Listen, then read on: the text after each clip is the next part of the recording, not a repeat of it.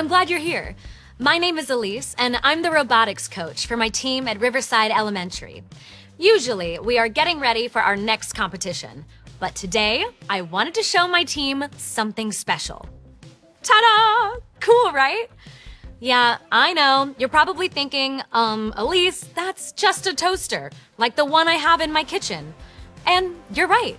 You put bread in the top, right here, press this button, and then it makes toast. So we know how it works on the outside, but what is really going on under the surface? Let's take a look. Now, remember, don't try this at home. When you plug in a toaster, a complex network of wires and electricity work together to make your toast. Like, in here is the heating coil that heats your bread up to the perfect temperature. And this is the circuit board. It controls how dark you want your bread to be toasted.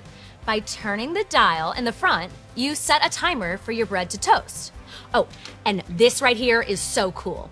It is an electromagnet that holds your bread down, and when the timer is done, it shoots your toasted bread back up using this spring. Even though a toaster looks like a simple object, there are many things happening inside that we don't see. You know, sometimes that's how we can all feel.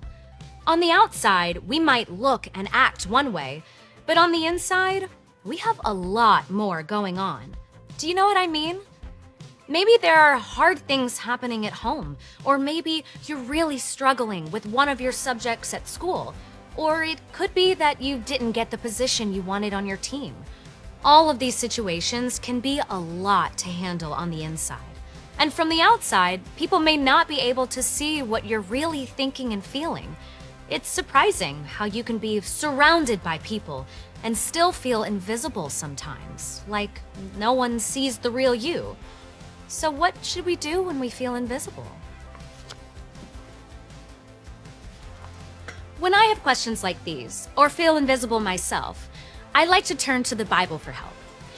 The Bible is God's true message to us about Himself, and it can help us understand more about who God is and what's going on inside.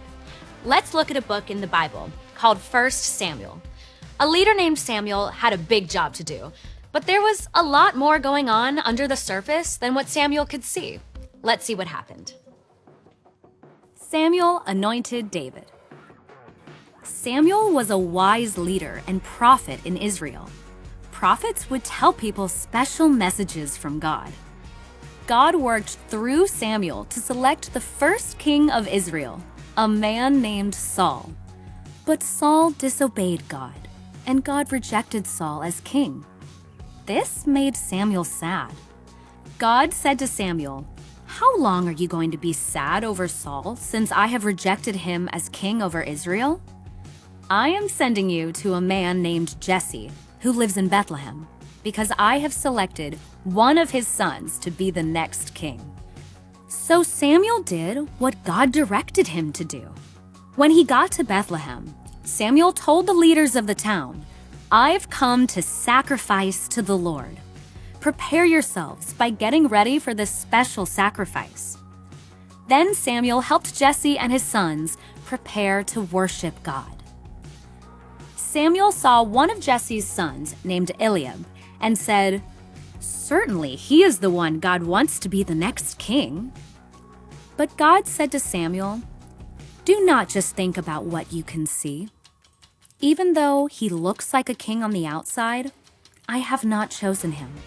People don't see what I see. People see what is visible on the outside, but I can understand how someone thinks and feels, what is truly in his heart." Okay, let's press pause here. So God just said that he could see something that humans can't see. Now, it wasn't like some invisible sign that says, "Look here, I'm the king." What God was trying to show Samuel was that he knows and sees everything, even the things going on inside someone. Here's the thing. Samuel was looking for the next king based on what he saw on the outside. Things like who looked the strongest, who looked like a good leader, who looked like they had king potential.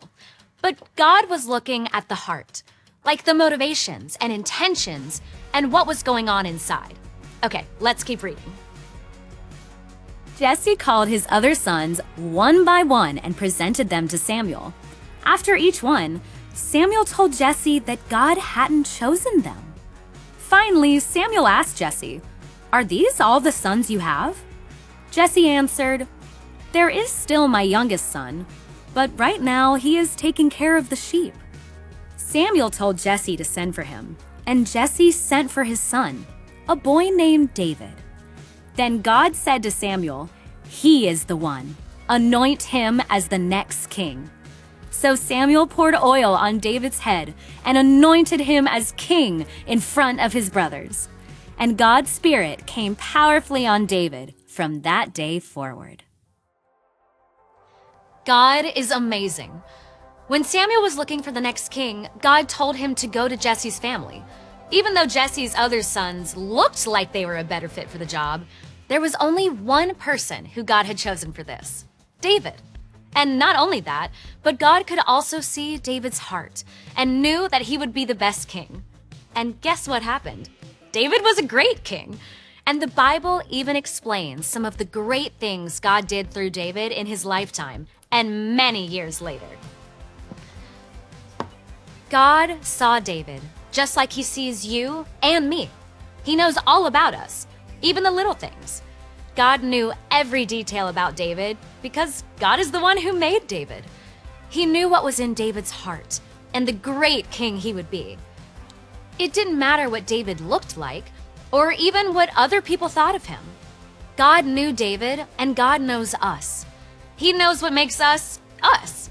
He knows every detail about who we are and what we can do because he is the one who made us. He sees, knows, and loves us. So when you feel invisible or wonder if anyone truly sees or knows you, remember that God sees you. He knows every detail about you, and he loves you. All right, I have to get ready for my team to arrive. I'll see you later.